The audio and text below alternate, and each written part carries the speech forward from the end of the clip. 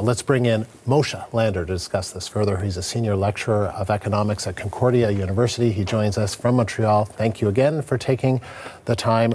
Just what's your reaction to this, another extraordinary day in terms of all this? What's your reaction?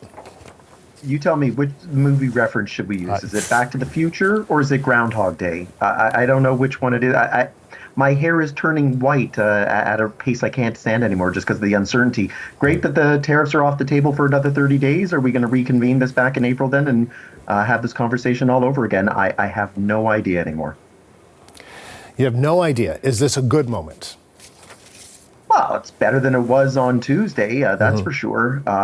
Good news that there's a little bit of light at the end of the tunnel, but again, it's the whims of somebody who seems to change his mind as fast as the rest of us change our underwear. It's impossible to tell if he's going to wake up tomorrow morning and decide this was all a great mistake and I'm going to put it back, or I'm going to create some other disruption or some other demand. Good that the tariffs are gone for now, at least.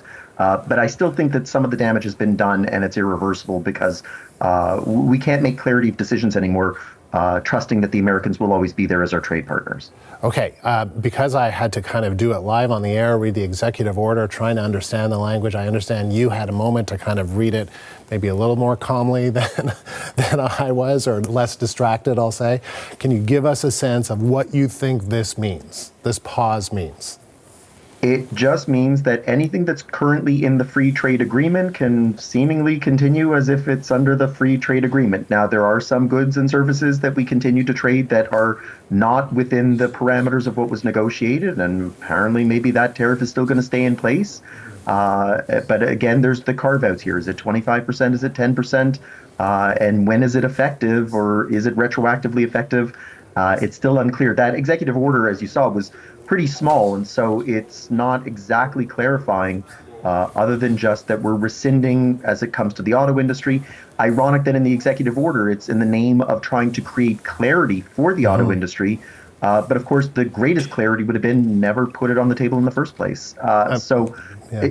Even within the clarity, I'm not sure what that it's easy to absorb.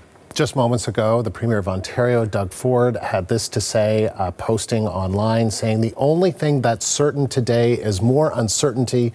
A pause on some tariffs means nothing. Until President Trump removes the threat of tariffs for good, we will be relentless.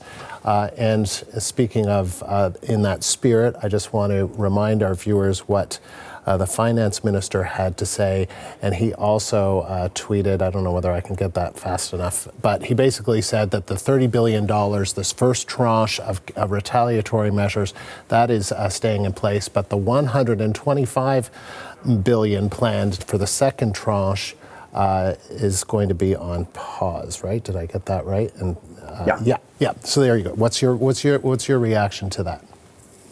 We only are retaliating because there was a strike against us. And so the Prime Minister and the premiers as part of Team Canada have said all along that we're not looking to do this because we have nothing better to do on a Friday afternoon. We're doing this because you came and attacked us.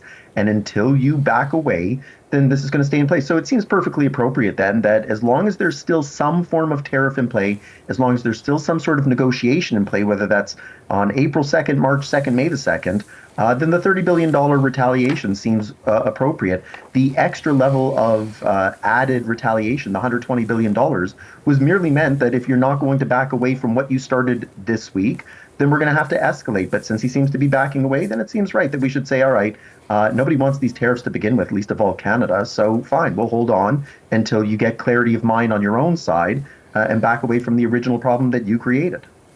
Moshe, thank you. Moshe Lander is a senior lecturer of economics at Concordia University.